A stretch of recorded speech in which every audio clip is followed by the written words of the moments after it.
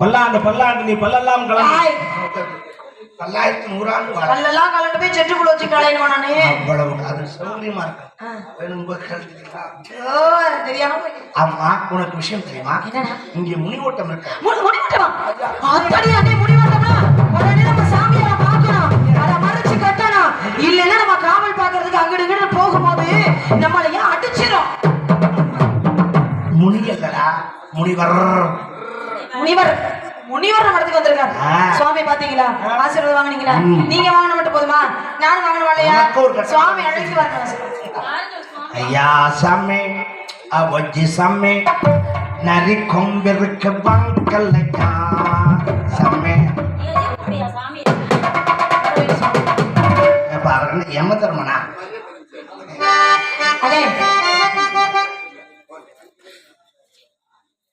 முதல்ல கதையை எப்படி நடத்துறோம் உங்களுக்கு தெரிஞ்சுக்கணும். முதல்ல என்னை பார்த்தா உங்களை ஏமாறியா தெரியுதா? நாரத மகரிஷி தானே. யார நீ கூட்டியாரு சொன்ன? தங்கச்சி வள்ளினா நம்பிராஜனுக்கு பிறந்த பிள்ளை அதான வள்ளி. நம்பிராஜன் பிள்ளைய குட்டியான நம்பிராஜன் பேத்திய குட்டியாத விட்டுருக்க. உனக்கு பிறந்த பிள்ளைய குட்டியாத விட்டுருக்கிய. உனக்கு இந்த பிள்ளைக்கு பிறந்த பிள்ளை தானே இது. பள்ளி எங்கேயும் வெளியே போனதுனால உனக்கும் இந்த பிள்ளைக்கு பிறந்த பிள்ளைய குட்டிய வள்ளிங்கிறியா? நான் தேவதத்தை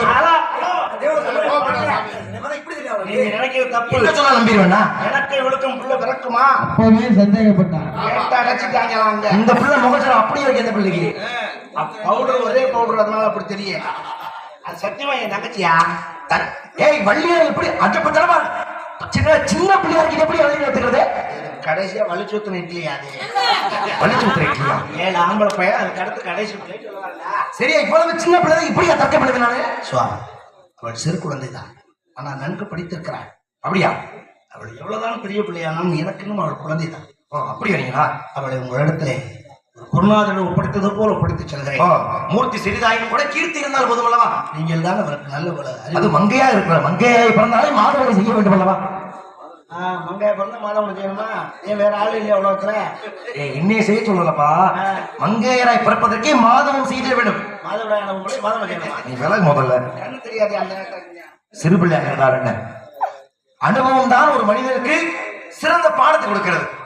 நான் பாத்துக்கிறேன். ஏனென்றால் சித்திரமும் கை பழக்கம். வீடு போகலாம்.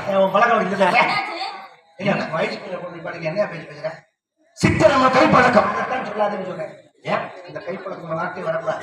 ஏன் அந்த பழக்கம் கூடாதுன்னு ஒவ்வொரு டாக்டரும் தலையால அடிச்சுக்கிறான். சேலம் சிவராஜெல்லாம் செத்தே போனேன். எதுக்கு? என் மகன் போன்ற இளைஞர்கள் என் பேரன் போன்ற குழந்தைகள் வேணாம்டா ராஜா அந்த பழக்கத்தை விட்டுக்கிட்டாட்டே.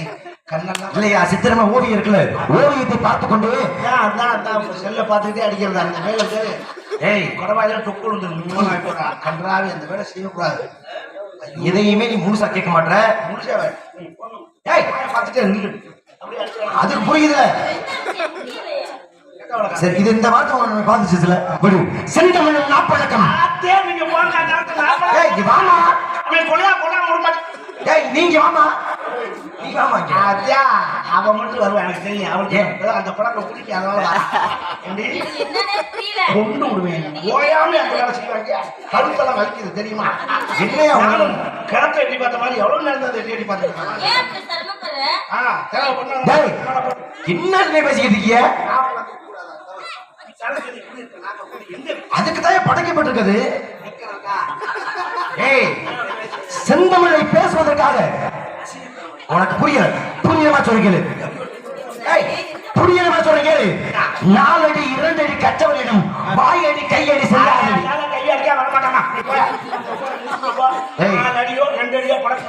ஏய் 2 அடிதான். என்னங்க நான் சொல்றது எதையும் நீங்க முழுசா கேட்கவே மாட்டீங்களா?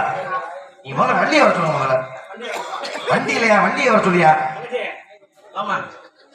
நான் சொல்றது புரிஞ்சுக்காம பேசுறேன். அப்புறம் என்ன பண்றது? என்னன்னா 4 அடினா 4 அடியா முழுசா கேளு. பொறுமைக்கு அளவு இருக்கு. 4 அடி என்றார் 4 அடியார். 2 அடினா திருக்குறள். உன் தங்கச்சிட்ட 4 அடியார் திருக்குறள் இதான் பேச போறேன்னு நீங்க என்ன பாத்துக்கிறீங்க? இதுதான் பொறுமையா கேட்கணும். ஆமா, அவசரப்படக்கூடாது. அவரிடத்துல என்னை நன்கு உரையாட வேண்டும்.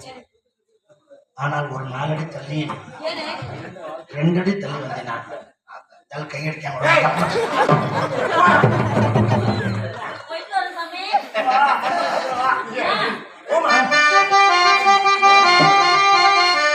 பாதம் நான் பணிந்தேன் வருக வருகவே மாதே கலைவானே கருணாளரே கரையினை வரவாகும் தமமொழியே கரையினை வரவாகும் தமமொழியே அதமகிழ்ந்து போற்றுகின்றோம் தமமொழியே பாதம் நான் பணிந்தேன் வருக வருகவே மாதே கலைவானே கருணாளரே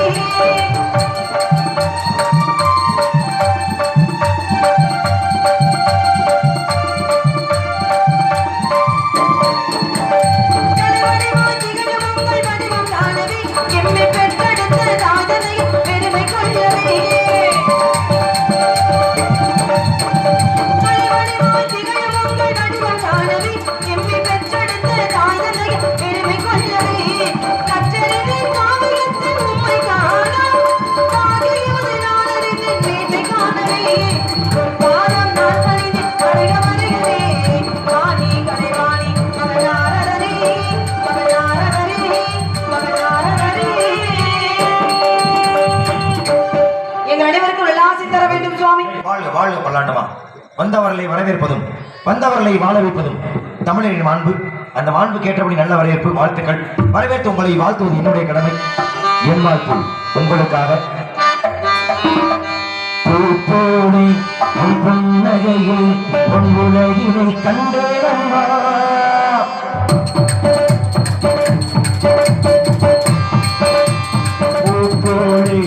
புன்னகையில் ஒரு உலகினை கண்டேரம்மா கண்ணின்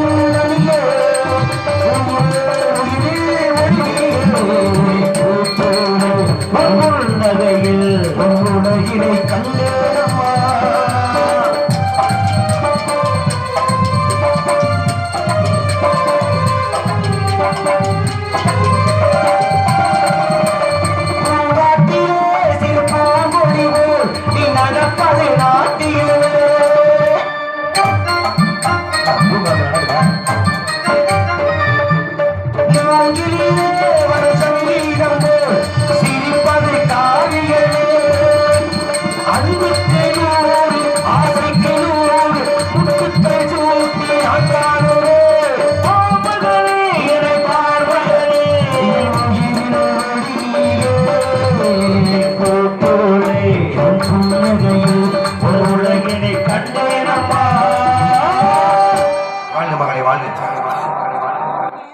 சகல கலைஞானமும் பெற்று நீங்க பல்லாண்டு காலம் வாழ்க.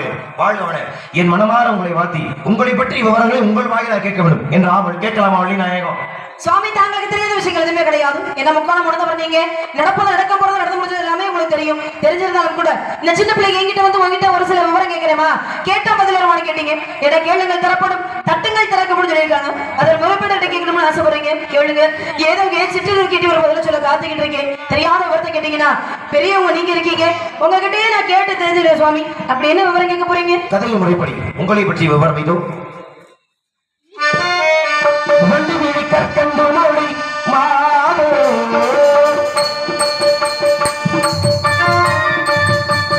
வண்டி வீடு கற்கண்டு மொழி மாதோ வழிருக்கும் நாடு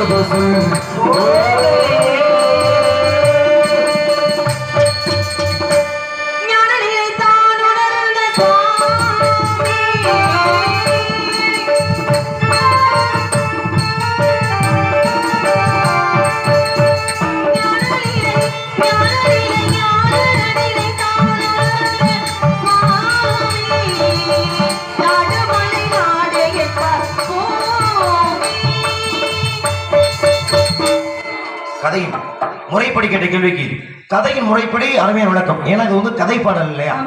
கதைப்பாடல் இன்னும் எத்தனையோ இருக்கு. ஆனா அதையெல்லாம் பாடனா அதுக்கு மற்ற விஷயங்கள் பேசுறதுக்கு நேரம் கிடைக்காம நாள் கூட பத்தாது. அதனால ஒரு பானை சொட்டுக்கு ஒரு சோறு பதம் என்பது போல இதை ஒரு பாடலே கதை நடத்துவதற்கு நான் கதைக்கு நான் கொடுக்கிற ஒரு மரியாதையை எடுத்துக்கலாம். சரி, கதைப்படி கேட்ட கேள்விக்கு கதைப்படி நல்ல ஒரு பதில். ஒருவேளை கதைக்கு பாடுபட்டுனா கதைக்கு சம்மந்தம் இல்லாம கிடையாது. அது புராணமா இருக்கலாம், இதிகாசமா இருக்கலாம், இலக்கியமா இருக்கலாம். இது போல விவரங்களை கேட்டால் அதற்கும் இதே வேகத்துல பதில் வருமா வள்ளி நாயகம்? கண்டிப்பா சுவாமி. கதைக்குட்பட்டோ கதைக்கு அப்பாற்பட்டோ நீங்க கேட்கக்கூடிய அத்தனை விஷயங்களுக்கும் பதில சொல்ல காத்துக்கிட்டு இருக்கேன். ஆனா திருப்பி நானும் கேட்பேன், கேட்கலாமா? ஏன்னா அது ஒரு தர்க்க சபை. இங்க ஆண் பெண்ணு பாகுபாடு இருக்கா? கிடையாது சுவாமி. மூத்தவர்கள் ஏவர்கள் அப்படிலாம் இல்ல சுவாமி. உயரம் குட்டைன்னு இல்ல அப்படிலாம். நான் கேட்பேன், நீ சொல்லு. அந்த கேள்விக்கு சரியான பதிலாக இருக்கும் பட்சத்துல திருப்பி நீ 1000 கேள்வி கேட்பேன். சரி சுவாமி. அதனால இப்ப ராமாயணத்தை பற்றி மன்னண்ட சிறு விஷயங்கள் பேசுறேன். ரொம்ப அற்புதமா சொன்னார். அது ராமாயண கதை யார் எழுதுனான்றத தெளிவா சொன்னார். மகாபாரதம் படிச்சிருக்கீங்களா? படிச்சிருக்கேன் சுவாமி. எழுதியவர் யாருன்னு தெரியுமா? ஸ்ரீவில்லிபுத்தூர். ஓ, தமிழ்ல சொல்றீங்களா? அதுக்கும் ஒரு பாராட்டுகள். ஏன்னா வேதவியாசம் சொல்லிடுவாங்க. ஆனா அது எழுதப்பட்ட சமஸ்கிருதத்துல. ஆனா அது தமிழாக்கம் செய்தது யாருன்னு ஸ்ரீவில்லிபுத்தூர் கேள்வி கேட்டிருக்கேன். பதில் சொல்லுவீங்களா? சொல்லுங்க. சொல்லிருக்கேன் சுவாமி. தமிழாக்கம் செய்தது யாருன்னு கேட்டேன். அதுதான் சொன்னேன். காது கேட்கல கேட்காதமா உனக்கு? கேட்குமே சுவாமி. கேட்குதுல? ஏன்னா மகாபாரதத்தை முதல்ல சமஸ்கிருத மொழியில எழுதுனாங்க. அதான் கேட்கிறேன். தமிழாக்கம் செய்தது யாருன்னா அதுக்கு மட்டுமே பதில் உனக்கு. தமிழாக்கம் பண்ணது ஸ்ரீவில்லிபுத்தூரார் தமிழாக்கம் பண்ணாரு. பேர் என்னமா? பேரத்தான் சொல்றேன், வில்லிபுத்தூரார்னு சொன்னேனே. படிச்சிருக்க இந்த அச்சரத்தோட அண்ணன் சொல்லிட்டு போறாரு. சின்ன பிள்ளை அந்த கூட நல்ல அறிவு நிறைய இருக்கு. இதுதான் அறிவா? புரியல. நீங்க ஏத்துக்கலாமா? முதல்ல ஏன் ஏத்துக்க கூடாது? ஏத்துக்க முடியாதுன்றதுக்கு நான் ஒரு காரணம் சொல்லவா? சொல்லுங்க. இடத்த காலி எடுப்போம் முதல்ல. என்னது வாஸ்து சரியில்லையா? வள்ளிக்கு நேரம் சரியில்லை நினைக்கிறேன். எவ்வளவு நாகரிகமா எவ்வளவு பொறுமையா ஒரு கேள்வி கேட்டிருக்கேன். சரியா போய் சொல்றது இல்லையா? ஆமா.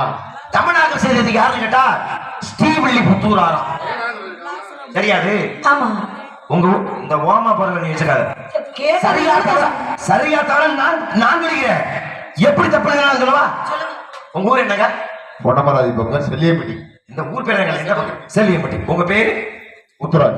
யாருப்பா ஆல்ரவுண்டு அப்படின்னு கேட்டா நான் நடந்து வச்ச மாதிரி உத்தராஜ் வராது சொல்ல முடியுமா? உங்க அனுபவத்திற்கும் உங்களுடைய வயதுக்கு ஒரு மிகப்பெரிய மரியாதை இருக்குல்ல. என்ன சொல்லுவேன், நம்ம செல்லியப்பட்டி யாரதான் வர்றாரு. இங்க செல்லியப்பட்டி யாருன்ற வார்த்தை எதை குறிக்குது? உங்களை குறிக்குது. ஆனா முத்துராஜ் பேர் இருக்குல்ல. ஆமா, உங்க ஊர் என்ன ஊரு? பேரானூர். எழுதியே வச்சிருக்கீங்க. இன்னைக்கு யாருப்பா பொட்டி? பேரானூர் வர்றாரு. மாமான்ற மரியாதையில பேரை சொல்லாம பேரானூர். அப்ப செல்லியம்பட்டியார்ன்ற வார்த்தை எப்படி உங்களை குறிக்கிறோ, பேரானூரார்ன்ற வார்த்தை எப்படி இவரை குறிக்கிறோ. இந்த அம்மாட்ட தமிழாக செய்தது யாருன்னா வில்லிபுத்தூராராம். ஸ்ரீவில்லிபுத்தூர்ல பிறந்திருக்கலாம். அவரை பேரை சொல்ல விரும்பாதவங்க அப்ப யார் பாய்க்கிறது? ஆனா நம்ம வில்லிபுத்தூராங்க சொல்லி இருந்திருக்கலாம். அப்ப அது மரியாதை நிமித்தமானது. பேர் ஒண்ணு இருக்காங்க. பேரானூராருக்கோ செல்லியம்பட்டியாருக்கோ எப்படி ஒரு பேர் இருக்கோ அதுபோல வில்லிபுத்தூராருக்கு ஒரு பேர் இருக்கும்ல, அந்த பேரை சொல்லு. அதான் சொல்றேன், வில்லிபுத்தூரார்னு சொல்றேன். கொஞ்சம் கூட அறிவு ஒண்ணு இல்லையே இல்லை உனக்கு. இவ்வளவு தூரம் சொல்ற விளக்கம். வில்லிபுத்தூர்னு ஊரு, அந்த ஊர்ல பிறந்ததுனால சொல்லிருக்கலாம் வில்லிபுத்தூரார்னு. அப்பா அம்மா பேர் வச்சிருப்பாங்கல்ல, என்ன பேரு? வில்லிபுத்தூரார். வில்லிபுத்தூரார்னு பேர் வச்சாங்க. எப்படி? நீங்க சொல்ற மாதிரி ஒவ்வொருத்தவங்க பேருக்கு முன்னால இருக்கக்கூடிய ஊரை சொன்னாலே இவங்கதான் அப்படிங்கிறது தெரியும். ஒரு மரியாதை நிமித்தமாக. அது மாதிரி வில்லிபுத்தூரார் அப்படிங்கிறது வில்லிபுத்தூர்ங்கிற ஊரு. ஊரு பேரை நான் கேட்கல, அவர் பேரை கேட்கிறேன்னு சொன்னீங்கல்ல. இன்னும் உனக்கு புரியல சொல்லணும்னா, இன்னைக்கு நமக்கு படிகளுக்கு பகவான் இருக்காரு.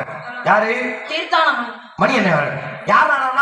நம்ம மணியண்ணன் அப்படி சொல்றத விட நம்ம தீர்த்தாண்டம் நடத்தாருந்தேன் சொல்றவானே இது எதுக்கு சொல்றேன் ஏன்னா ஒரு 200 ரூபாய் காலையில சேர்த்து கொடுப்பாருன்னா அதெல்லாம் ஒண்ணு கிடையாது உள்ள சம்பளத்தை சரியா கொடுத்தாலே போதும் அதெல்லாம் நல்ல கை நிறைய கொடுப்பாரு அதுல பிரச்சனை இல்லை அப்ப இது எல்லாமே ஒரு மரியாதை நிமித்தமானது காரணம் பேர் தானே பேர் ஒண்ணு இருக்கணும்ல பேருன்னு ஒண்ணு இருக்கணும் சுவாமி பேரு அதுதான்டா பேரே அதுதான் சுவாமி நீங்க நினைக்கிற மாதிரி வில்லிபுத்தூரார் அப்படிங்கிறவரு வில்லிபுத்தூர்ல பிறந்தவர் கிடையாது அவர் பிறந்தது சனியூர் என்று சொல்லக்கூடிய ஊர்ல தான் பிறந்தது வில்லிபுத்தூராருடைய அப்பா இருக்காரே வைணவ சமயத்தை சார்ந்தவர் மகாவிஷ்ணுவை வணங்கக்கூடியவர் அவர் மகாவிஷ்ணுவை வணங்குற காரணத்தினால 12 ஆழ்வார்கள்ல முதன்மையான ஆழ்வார் பெரியாழ்வார் ஒருவேளை மிகப்பெரிய ஒரு பக்தி ஒரு மிகப்பெரிய மரியாதை அவரை ரொம்ப பிடிக்கும் அவருக்கு அதனால என்ன பண்றாரு தன்னுடைய பிள்ளைக்கு பெரியாழ்வார்னு பேர் வைக்கணும்னு ஒரு ஆசை ஆனா அவர் என்ன நினைக்கிறாரு பெரியாழ்வார்னு பேரை வச்சுட்டோம்னா அந்த பேரை ஒவ்வொரு முறையும் சொல்லும் போது அவருக்கு மரியாதை கொடுக்காத மாதிரி தெரியும் அவமதி போன போல இருக்குமே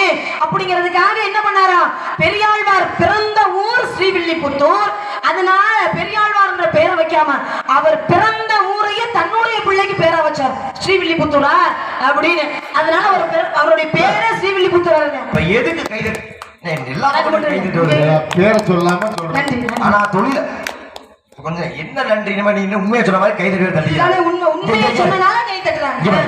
ஒரு கேள்வி கேட்கறேன்னா ஆனா உன் தொழில் திறமையை நான் பாராட்டேன் பொருத்தமா இப்படி ஒரு பேர் சொன்னதுக்கு பொருத்துறாங்களாமா பெரியாழ்வார் பிறந்த வெள்ளி ஸ்ரீவில்லிபுத்தூரா அதனால பேரே வில்லிபுத்தூர் ஏமா இது ஒரு பதிலாமா உனக்கு சாமி எனக்கு தெரியல நான் அடுத்த மாதிரி சொல்றேன் இல்ல மன்னிச்சுக்கங்க அப்படி பேசு இல்ல தெரிஞ்ச விஷயத்தை தெரியலன்னு எதுக்கு நான் சொல்றேன் விட்டுட்டு பொய்யான பதில் சொல்றீங்க உனக்கு வெக்கமா பொய்யான பதில சொல்றீங்க வில்லிபுத்தூராருக்கு பேரே வில்லிபுத்தூரா என்ன சரிங்களா நீங்க ரொம்ப தேவையான நீங்க தான் பேசிக்கிருக்கீங்க என்ன சரிங்களா வில்லிபுத்தூராருக்கு வில்லிபுத்தூரா பேரு அவருக்கு ஒண்ணு தனிப்பட்ட ஏன் கத்திக்கிட்டு இருக்காரு நீங்க என்ன தப்பா சொல்ற உனக்கு வெக்கம் இல்லையா அப்படிங்க தெரியல இல்லம்மா முழுசா கேட்கலாம் என்ன அப்படிலாம் உனக்கு திட்டலாம்னு நான் காத்துக்கிட்டு இருந்தேன் ஒருவேளை நீ பொய்யான பதில் சொல்லியிருந்த அப்படின்னா ஆனா சரியா சொல்லிருக்கணும் நீ வாழ்த்துறேன்னு சொல்ல வந்தேன் அதுக்கு நீ அவசரப்பட்ட முடியல வேலையை பாருங்க நான் பார்த்துக்கிறேன் ஓரம் வச்சு என்ன பண்றீங்க நீங்க ஓரம் வச்சு நியாயம் எந்த பக்கமோ அந்த பக்கம் அப்பா கை தட்டுறாரு அப்ப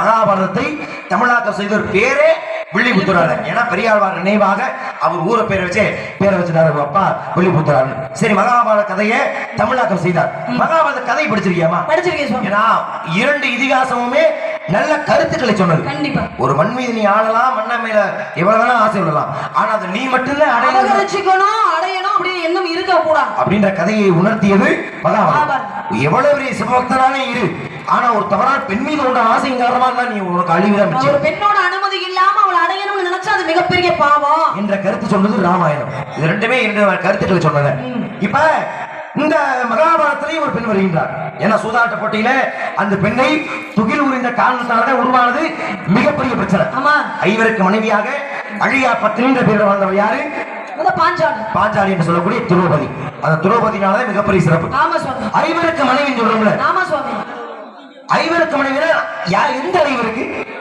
அதான் பாண்டவர்களுக்கு சரி சரி அப்ப பாண்டவர்கள் எத்தனை பேருமா 5 பேர் 5 பேர் யாரு தெரியுமா ஏன்னா இது சாதாரண கேள்விதான் ஆனா இதுக்குமே அடிப்படை ஒண்ணு தேவை கண்டிப்பா எல்லாத்துக்குமே அடிப்படை ஒண்ணு இருக்கு எவ்வளவு பெரிய கட்டணம் கட்டினாலும் அஸ்திவாரம் மட்டும் தான் கட்டணத்தை கட்ட முடியும் அதனால இந்த அடிப்படையை நான் கொடுக்குறேன் பாண்டவர்கள் 5 பேர் நீங்க யாராலும் சொல்லுங்க தர்மன் பீமன் அர்ஜுனன் நகுலன் சகாதேவன் என்று சொல்லக்கூடிய 5 பேர் சுவாமி மொத்தம் எத்தனை பேரு 5 பேர் சொல்லுங்க தர்மன் பீமன் அர்ஜுனன் நகுலன் சகாதேவன் என்று சொல்லக்கூடிய 5 பேர் மொத்தம் எத்தனை பேருமா 5 பேர் சொல்லுமா புரியல நீங்க கேள்வி புரியலையா புரியுது காது கேட்கல 5 பாண்டவர்கள் பேர் தானே கேட்டீங்க எத்தனை பேரு 5 பேர் அததான் சொல்லு தர்மன் பீமன் அர்ஜுனன் நகுலன் சகாதேவன் மொத்தம் எத்தனை பேருமா 5 பேர் சொல்லு அததான் சொல்லுங்க அண்ணன் இப்படித்தான் நடந்துச்சு தர்மன் பீமன் அர்ஜுனன் நகுலன் சகாதேவன் அட மொத்தம் எத்தனை பேரு 5 பேர் அததான் சொல்லி தொலைல உங்களுக்கு என்ன கண்ணு தெரியாதா காது கேட்காதா நான் வார்த்தையாலையும் சொல்லிட்டேன்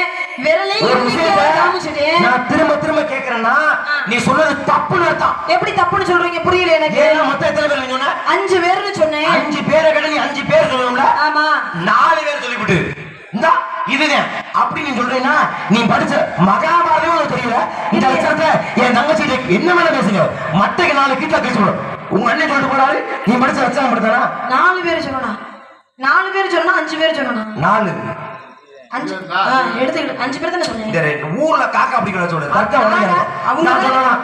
அவங்க வந்து தராசு முள்ள மாதிரி அவங்க தான் கேட்கணும். அதான் பேசுறீங்க தர்க்கம் உனக்கு எனக்கும் ஏன் கேள்வி நீ சொல்லு. அப்படி கிடையாது. தர்க்கம் உங்களுக்கு எங்க நேக்கான கால்ல அவங்க தானே பேச போறாங்க. என்னன்னு வந்த 2 பேர் நல்லா தர்க்கம் பண்ணாங்க அப்ப அவங்க தானே பேச போறாங்க. நாரத கிட்ட முதல் கேள்விக்கே பதில் சொல்ல வக்கில்ல இதெல்லாம் ஏன்டா குட்டியா அப்படி பேசுவாங்க. அப்படி கிடையாது. அந்த புள்ள சரியா பதில சொல்லிச்சு நாரதர் தப்பாவே பேசினாருப்பா. அப்படி சொல்லுவாங்க. வாதம் பண்ண வேண்டிய என்கிட்ட நான் சொன்னது 5 பேர் சொன்னேன். 4 சொல்லிருக்க 5 சொன்னேன். ஏமா நிறுத்தி சொல்லுமா. இருங்க 4 பேர் சொன்னீங்க. எந்த 4 பேர் சொன்ன சொல்லுங்க பாப்போம். நான் சொன்னது 5. நான் சொன்னது அப்ப என்னங்கப்பா எல்லாருமே என்னங்க நிறுத்தி சொல்லுங்க எல்லாரும். தர்மன், பீமன், அர்ஜுனன், நகுலன், சகாதேவன். மொத்தம் எத்தனை பேர் வந்துச்சு? 5 பேர் வந்துச்சா? 4 பேர் சொல்லி எவ்வளவு வெக்கமான உனக்கு. எங்க புடிச்சு இவர பாவம் உனக்கு பரிதாபப்பட்டு 4 பயலுங்க பத்தியா ஒரு ரசிகர்கள் எந்த அளவு இருக்காங்க. இல்ல அப்படி கிடையாது. இது நம்ம அக்கா அசிங்கப்பட்டு போயிடக்கூடாது. பாவம் என் பரிதாபப்பட்டு உனக்கா நிக்கிறாங்க பாவத்தை. சரி 4 பேரும் சொன்னீங்கல்ல, நான் 5 பேரும் சொன்னேன். நீங்க 4 பேரும் சொல்றீங்கல்ல. 4 பேர் சொல்லிருக்காங்க. அந்த 4 பேரும் நீங்க சொல்லுங்க. பீமன், அர்ஜுனன், நகுலன், சகாதேவன் 4 பேர் வந்திருக்கு. 4 பேர் சொல்லிட்டு 5 5க்குறா. ஏங்க இருங்க. என்ன நீங்க பீமன்ல இருந்து ஆரம்பிக்கிறீங்க. அத 4 பேர் வரும். தர்மன் ஒருத்தர் இருக்கானே மூத்தவன்.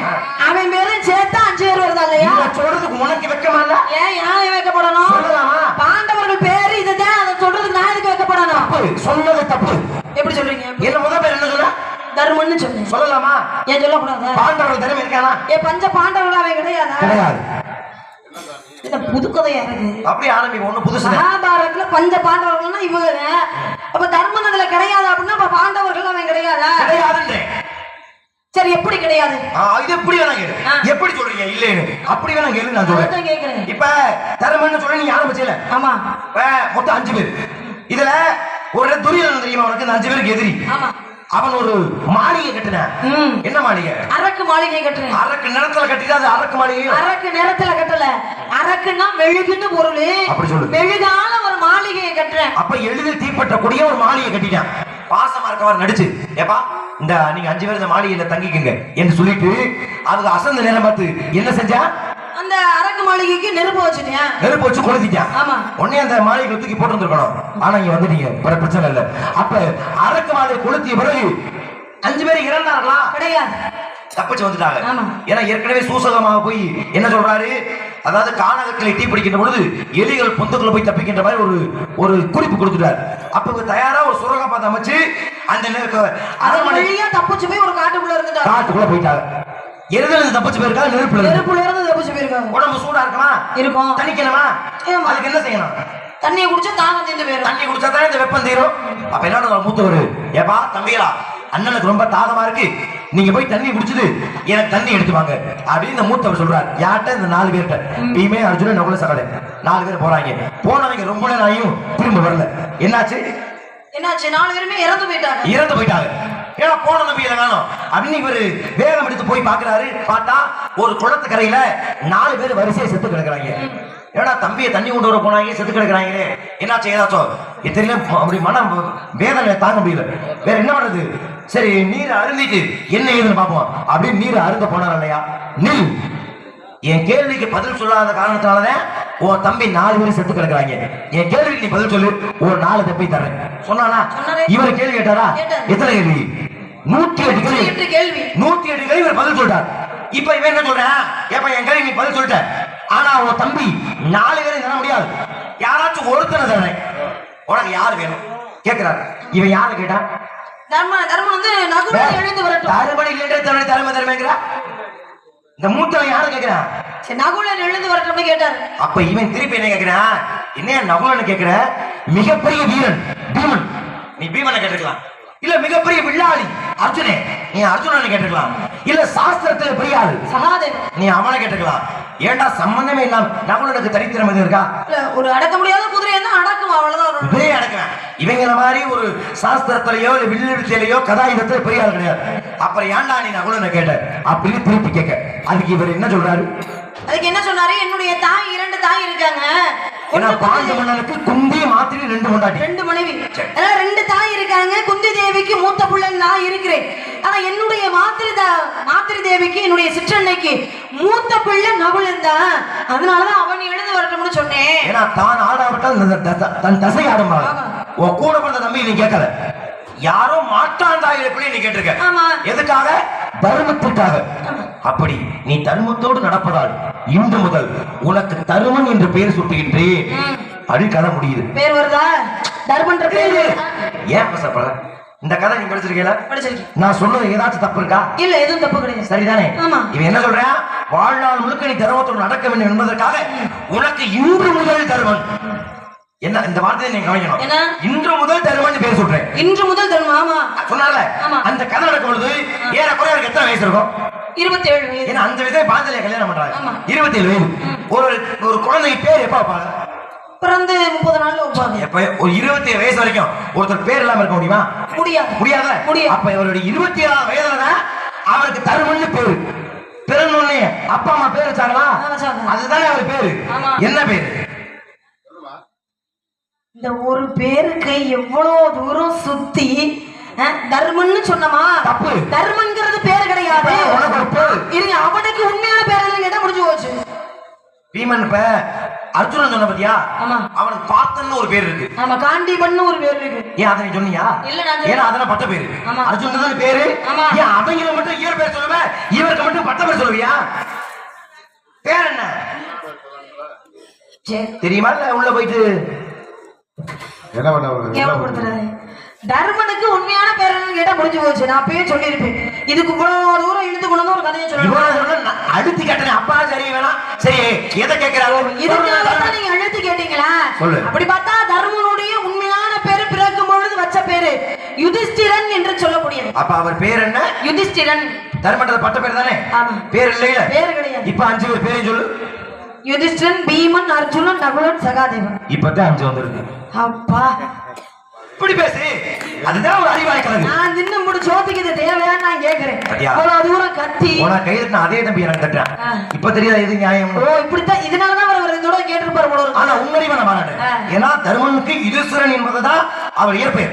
என்ன அவர் செய்த நல்ல காரியத்துக்காக தருமன் பேர் வந்துச்சு. அந்த பெயரை நிலைத்திருக்கட்டும் அப்படின்னு அதன் பிறகு தருமன்ற பெயர் அவருக்கு அழைக்கப்படுகிறது. இது விஷயம். இது மகாபாரத கதை. சரி, இது ஒரு பக்கம் அப்படியே இருக்கட்டுமே. ஏன்னா இன்னைக்கு இன்றைய விழா உத்தர பெருவிழா. யாருக்கான விழா இது? எம்பெருமான் முருகப்பெருமானுக்கான விழா. இந்த விழால மகாபாரத ராமாயணம் பேச தப்பு பேசலாம். ஆனா முருகனை பற்றி விவரம் பேசாம அதை பேசுறது கொஞ்சம் விகாரமா இருக்காங்க. அதனால முருகப்பெருமான், நீ முருக பக்தி தானமா? ஆமா சார். யார நீங்க கடவுளை வணங்குறீங்க? முருகனை தான் கடவுளா வணங்குறோம். அதுவும் தமிழ் கடவுள் எம்பெருமான் முருகப்பெருமானுக்கு அத்தனை சிறப்பு. நீங்களும் ஒரு தமிழச்சி. முருகனுடைய ஆலயங்களுக்குலாம் போயிருக்கீங்களா? படிச்சிருப்பீங்க, பிரச்சனை இல்லை. படிச்சிருப்போம் விஷயம். எத்தனை படை வீடுகள்? கதைக்கு அப்பாற்பட்ட நான் கதைக்கு உட்பட்டு கேட்கிறேன். எப்படி வேணாலும் சொல்லுங்க. எனக்கு தேவை முருகனை பத்தி விவரம் பேசணும். கதைக்கு அப்பாற்பட்டுனா 6 படை வீடு. 6 படை. கதைக்கு உட்பட்டுனா 5 படை வீடு. அது தேவையில்ல. 6 படை வீடு. 6 படை வீடு இருக்கு முருகனுக்கு. எனக்கு எத்தனையோ வீடுகள் இருக்கு. குன்று இருக்கு, இடமெல்லாமே குன்று இருக்கு இடம்னு சொல்லிட்டாங்க. ஆனா அப்படி இருந்தாலும் கூட முருகன் செய்த சில முக்கியமான சம்பவங்களின் அடிப்படையில ஏப்பா இதுதான் 6 படை வீடு. இன்னும் எத்தனை குன்றக்குடி இருக்கு, விராலிமலை இருக்கு, சிக்கல் இருக்கு, மருதுமலை இருக்கு, எத்தனை வயலூர், எத்தனை ஆலயங்கள் இருக்கு. ஆனா முக்கியமா நம்ம 6 வீடு சொல்றோம். 6 படை வீடுதான். ஆமா சார். என்னன்னு தெரியுமா? 6 படை வீடா? முருகனை கூடதா? திருப்பரங்குன்றம், திருச்செந்தூர், பழனி, சுவாமிமலை, தணிகைமலை, பழமுதிர்ச்சோலை அப்படிங்கிற 6 படை வீடு முருகப்பெருமான். ஏன்னா சில பேருக்கு 6 படை வீடுனா என்னன்னே தெரியாம வந்து நிக்கிறாங்களா இருக்கு. ஆனா அப்படி இல்லாம முருகனுடைய படையை பத்தி அந்த முருகப்பெருமான் உனக்கு பார்த்த மாப்பிள்ள தந்த நாளமா உனக்கு எப்ப கனவமா சேர்ந்து உள்ள போ. என்னாச்சு திடீர்னு இந்த பிள்ளைக்கு? ஒரு பாடல் பாடுறேன். நீ விருதாக்காரர் உள்ள போனா அவர் உள்ள போச்சு. நீ என்ன போற? அண்ணே நீ உட்காருங்க. தந்த நாளமா உனக்கு இது என்ன பள்ளியால ரவுடியா? அதான் எங்களுக்கு சந்தேகமா இருக்கு. அடிக்க பாயுது எவரு? சபை நாகரிகத்தோட இவ்வளவு நேரம் நானும் பேசுறேன். யாரு உங்களை பாட சொன்னது? யாரு சொல்லணும்? யாரு சொன்னது? இப்ப பாட சொல்லி உங்களை யாருமா சொல்லணும்? கதை நடத்துறது என் கையில இருக்கு. கதையை நடத்துறதுக்காக ஆரம்பத்துல வந்தோம்னா ஒரு கதை பாட்டு பாடிட்டீங்கல்ல, அது கதை. இப்ப தர்க்கம் நடந்துட்டு இருக்கும் போது எதுக்கு பாட்ட பாடுறீங்க? அதானே, என்னங்க மாப்பிளை பார்த்து வர சொல்றது கதை. இருங்க மாப்பிள்ளை பார்த்துட்டு வர பாத்துக்கோ. சரி இப்ப நீ பாட்ட நிப்பாட்டியாச்சு. இருங்க. என்ன பண்ண போற நீ இப்ப 6 படை வீட்டை நான் சொன்னேன். சொல்லிட்டியம்மா. நானும் சரி ஒத்துக்கிட்டல. ஒத்துக்கிட்டீங்க. இருங்க 6 படை வீட்டை நான் சொல்லியிருக்கேன். 6 படை வீட்டுக்கு இதுதான் உண்மையான பேரா? இதுதான் உண்மையான பேராவா? சொல்றியா ஐடியா? 6 படை வீட்டுக்கு உண்மையான பேர் என்ன? நீ சொன்னதை சொல்லு. இப்ப நீ 6 வீடு சொன்னீங்க, சொல்லு சொல்லு. திருப்பரங்குன்றம், திருச்செந்தூர், பழனி, சுவாமிமலை, தணிகைமலை, பழமுதிர்ச்சோலை. தானே 6 வீடு? இல்ல, இந்த 6 படை வீட்டுக்கு உண்மையான பேர் இருக்கு. நரிக்குடி, நரிக்குடி, காரியாவட்டி, விருதுநகர், ஆவியூர், இப்படி சொல்லவா? சுத்தி வேற இங்க இருக்கிற ஊர்வல சொல்லல. அப்புறம் இந்த 6 படை வீட்டுக்கு உண்மையான பேர் இருக்கு. இப்ப இந்த பேருக்கு உண்மையான பேர் என்ன? வில்லிபுத்தூருக்கு உண்மையான பேர் என்ன? அவருக்கு பேர் என்ன? இதெல்லாம் கேட்டீங்கல்ல. எங்க 6 படை வீட்டுக்கு உண்மையான பேரை சொல்லுங்க. நான் ஊத்துற தோசை நீ எனக்கே திருப்பி ஊத்துறியா? நீ இதுக்கு இடையில பாட்ட பாடுனீங்க. ரொம்ப சமண சட்டம் நீ கூட. சரி நீங்க பேர் எல்லாருக்கும் தெரிஞ்ச பேர் சொன்ன. சரி நல்லா ஊரை பத்தி பேசிட்டு இருக்கோம். நான் ஆமோதிச்சேன். ஆனா இது பேர் இல்ல, இதுக்கு உள்ள ஒரு பேர் இருக்கு. பேர் இருக்கு. படை வீடாக ஒரு எடுத்துக்காட்டு சொல்லணும் அப்படின்னா, இன்னைக்கு வேதாரண்யம் ஒரு ஊர் இருக்கு. கேள்விப்பட்டீங்களா? வேதாரண்யம். இன்னைக்கு இது வேதாரண்யம். ஆனா அதுக்கு முன்னாடி என்ன பேருனா திருமறை காடுன்னு பேரு. மறை என்றால் வேதம், காடுனா ஆரண்யம். அது இன்னைக்கு மருவி வேதாரண்யம் ஆயிடுச்சு. அப்ப ஒரு ஊர் இருக்கு அப்படின்னா அந்த ஊருக்கு இயற்பெயர்னு ஒண்ணு இருந்திருக்கும். இதனாலதான் அந்த பேர் வந்துச்சு. இதுக்கப்புறம் அந்த பேர் மருவி வைக்கப்பட்டது அப்படின்ற மாதிரி முருகனுடைய படை வீடுகளுக்கு உண்மையான பேரான்னு கேட்கிறேன். ஆனா முகத்துல ஒரு பெருமை இருக்கே. இந்த ஆளு பாடின பாட்டை நிப்பாட்டி நம்ம கேள்வி கேட்டுறோம்.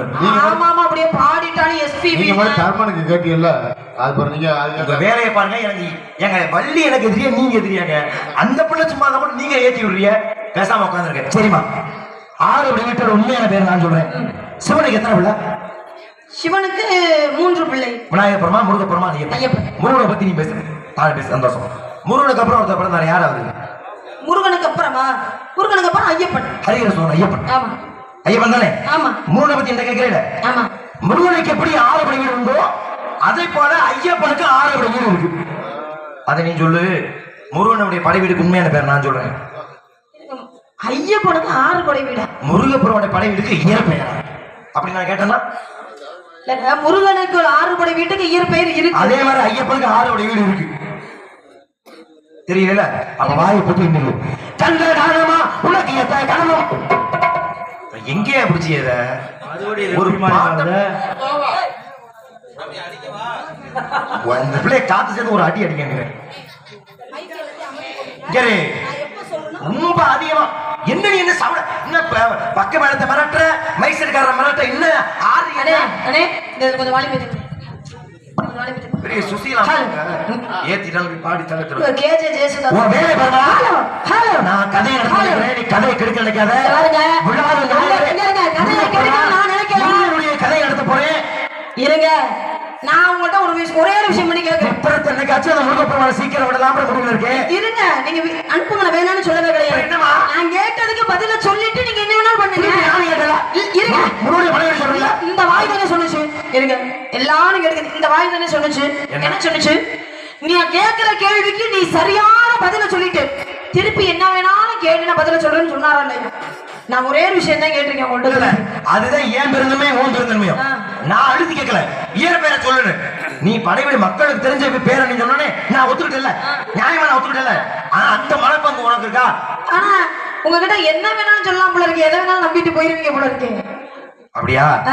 அப்ப முருகனுடைய 6 வீட்டுக்கு உண்மையான பேர் இருக்கு. அதை நான் சொன்னா ஒத்துக்கிறேன். நீ ஒண்ணு கிடைக்கணும். ஒத்துக்கிறாங்க அவங்க. ஐயப்பனுடைய 6 வீட்டு சொல்றேன் சொல்லு.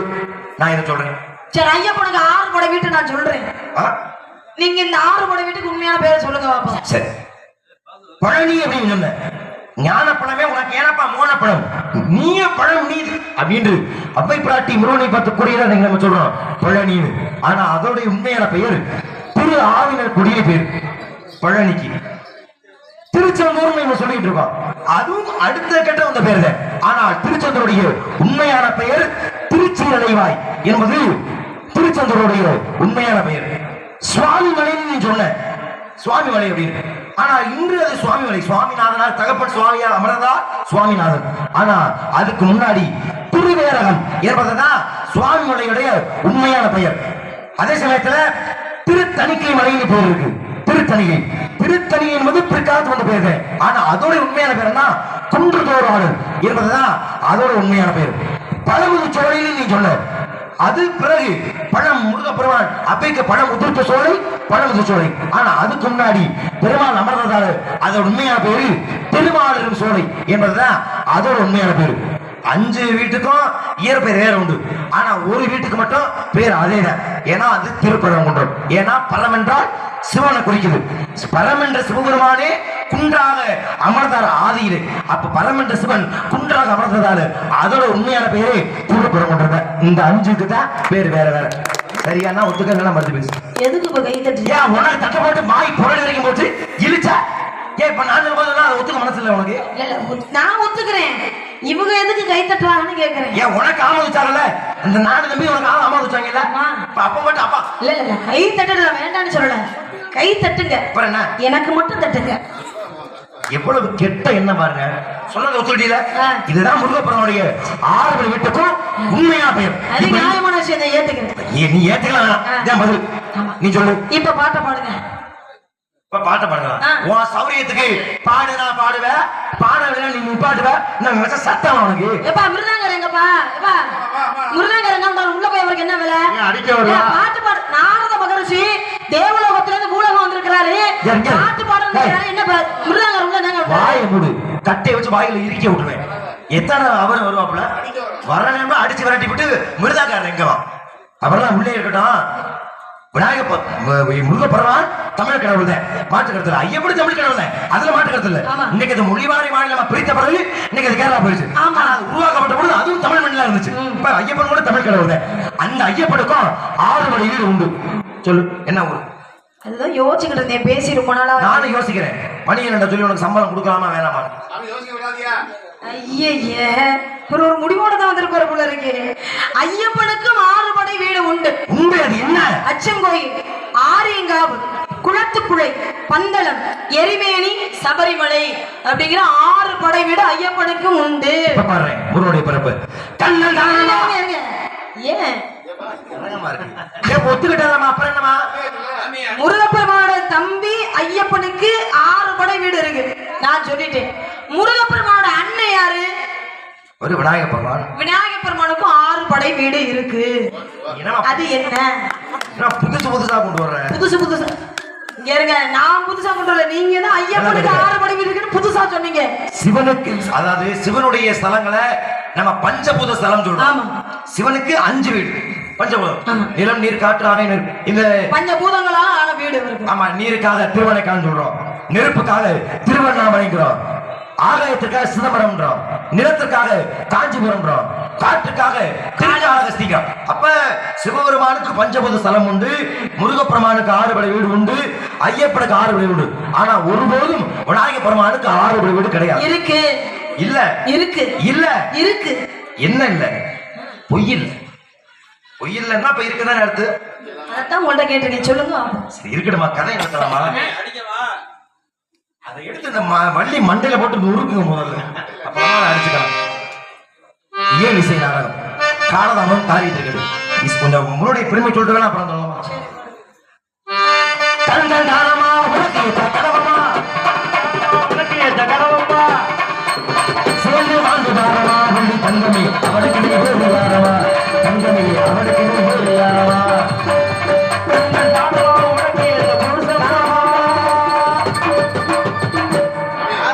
உனக்கு பாருங்க பாட்டு என்ன மம்பட்டி எடுத்து மாங்க மாங்க வரப்பா விட்டுன என்ன உள்ள பறவை வரும்போது விரட்டாம இருக்க முடியுமா? அப்படியா? இப்ப ஆனா நியாயமான செய்த ஐயப்பனுக்கும் இதே மண்ணுல. ஆனா அது கேரளா பிரிஞ்சது தமிழ் மண்ணுல இருந்து தானே. அதெல்லாம் மாற்று கடத்தல. ஆனா விநாயக பெருமானுக்கும் இதே தமிழ் மண்ணுல. ஆனா என்னங்க பிரச்சனை? முருகப்பெருமானை தமிழ் கடவுளா ஏற்றுக்கொண்டதால் அவருடைய படைவீடு அறிந்த அளவிற்கு விநாயகர் பெருமானுடைய படைவீடு யாரும் அறிவதில்லை. ஆனா விநாயக பெருமானுக்கும் 6 படை வீடு உண்டு. எப்படி பழனிய விநாயகர் படை வீடுல மிக சிறப்பான வீடா நம்ம பாக்குறோமோ அதே போல பிள்ளையார் பட்டின்னு ஒரு ஊருக்கு தெரியுமா உங்களுக்கு? பேரே பிள்ளையார்பட்டி இருக்கு. அதுதான் விநாயக பெருமானுடைய பிறந்த வீடாகவே கருதப்படக்கூடிய ஒரு ஆலயம் பிள்ளையார்பட்டி. அதுதான் விநாயக பெருமானுடைய முதல் பட வீடு பிள்ளையார்பட்டி. அதன் பிறகு திரு முதுகுன்றம், திரு நாரையூர், திரு கடையூர், திருச்சி உச்சி பிள்ளையார். அதன் பிறகு இறுதியாக சேர்க்கப்பட்டதுதான் மீனாட்சி அம்மன் ஆலயத்தை கொண்டு போது தெற்குப்புற வாசலுக்காக மண் எடுக்கும் பொழுது அந்த மண்ணில் புதையுண்டு இருந்த முக்குருணி விநாயகர் பேர். மீனாட்சி அம்மன் கோயில் போயிருக்கியா? வடக்கு போகும்போது முக்குருணி விநாயகர்னு ஒரு சிலை இருக்கும் பாத்திரியா? அது மீனாட்சி அம்மன் ஆலயத்தில் உள்ள ஒரு சிலை. ஆனா அதோடைய சிறப்பிற்காக அதையும் ஒரு படைவிழா கருதப்பட்டு இறுதியாக சேர்க்கப்பட்டது மதுரை முக்குருணி விநாயகர். இதுதான் விநாயக பெருமானுக்குள்ளே 6 வழிவீடு. போதுமா? நீங்க என்ன எனக்கும் கை தட்டுறீங்க, அவருக்கும் கை தட்டுறீங்க. நடுவர்னா சரியாத்தாம இருக்கணும். உனக்கு மட்டும் நச்சுவாங்களா? இவ்வளவு கெட்ட எண்ணமா இருக்காங்க. சரி பார்த்த மாப்பிள்ள முருகப்பெருமான் கட்ட மாட்டேன். கட்டித்தாகலாம். கட்ட முடியாது. முருகப்பெருமான் போல ஒரு திறமையானவர் அழகானவர் இந்த உலகத்தில் இருக்காங்களா? அதனாலதான் வேணாங்க. ஏன்? என்னுடைய தகுதிக்கு மீறி இருக்க எல்லாமே. என்ன தகுதி மீறி இருக்கு? அவருடைய அழகு என்ன, என்னுடைய அழகு என்ன? அவருடைய தகுதி என்ன, என்னுடைய தகுதி என்ன? அவருடைய பெருமை என்ன, என்னுடைய பெருமை என்ன? என்னமா எதுலையுமே ஒண்ணு சேராத எங்களை எப்படி ஒண்ணு சேர்க்கணும்னு நினைக்கிறீங்க? அவர் தேவராசி தெய்வ பிறவி, நீ சாதாரண மனித பிறவியா இருந்துக்க. 12 ஆழ்வார் தெரியுமா? தெரியுமே. எத்தனை ஆண்கள் எத்தனை பெண்? 11 ஆண்கள் ஒரே ஒரு பெண். யார் அந்த ஒரே ஆண்டாள் என்று சொல்லக்கூடிய ஒரே ஒரு பெண்? அவ பூலோகத்தில் பிறந்த மனித பிறவிதானே? ஆமா. யார திருமணம் பண்ணா? மாலை இனத்திலே பிறந்த திருமாலையை திருமணம் பண்ணிக்கிட்டாங்க. தெய்வத்தை கல்யாணம் பண்ணல? ஆமா. ஏன் அவ மனித பிறவி தெய்வத்தை கட்டினால? மனித பிறவி தெய்வத்தை கல்யாணம் பண்ணாங்க. சின்ன புள்ளில இருந்து ஆசைப்பட்டாங்க அவரை தான் கல்யாணம் பண்ணிக்கிறோம். அதனால அவரை கல்யாணம் பண்ணிக்கிட்டாங்க. நான் அப்படின்னு நினைக்கவே கிடையாது. விரும்புனாட்ட வேம்பும் கருமா இடிக்கும். விரும்புனா வேம்பும் கரும்பாகும். விரும்பலன்னா கரும்பு வேம்பா கசக்குமா இல்லையா? மாட்டேன். முடியாது முடியாது. அந்த பகல் நீங்க அவசையை விடுத்து அவளையோ இருப்பாசை மடுத்து சொல்லி தவவேடம் புனிது வந்தவரே,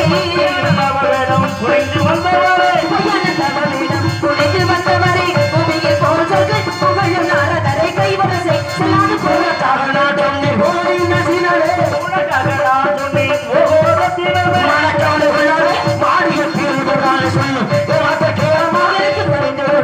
இசைக்க வந்த போதும் இல்லாமல் எங்கேனும் நீ கைவரசை செல்லாது போல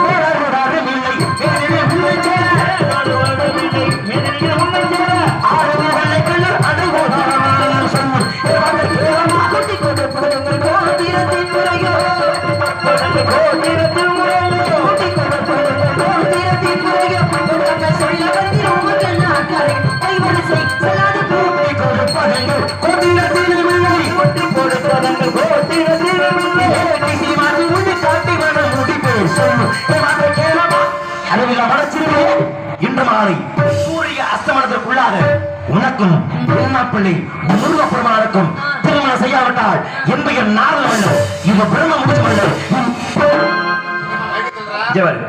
இப்போ வரைக்கும் உனக்கு மேடி நாகரிகம் வரவே வராதா? ஒரு நாரதர் சபதம் விட்டுக்கிட்டு இருக்கேன். உனக்கு என்ன சௌரியத்தை தூக்கிட்டு போயிட்டு இருக்கா? சபதம் போடுங்க வேண்டாம்னு சொல்லல. இருக்கிற வளத்துக்கு சும்மா கையை நீட்டினால 1.5 மணி நேரத்துக்கு நீண்டு வரும். இதுல வேற இவ்வளவு பெரிய கட்டையை வச்சுட்டு இப்படி நீட்டுறீங்க. என்ன மூக்க உடைக்க பாக்குறீங்களா? மூஞ்சில உருப்படியா இருக்குது, அது ஒண்ணுதான். அதை என்னைக்கா சொல்றோம், நான் உடைக்கல. பாத்துக்க உன்னை முருகப்பட திருமணம் செய்யாம இன்று மட்டுமல்ல, உன்னை என்று விடவே மாட்டேன்.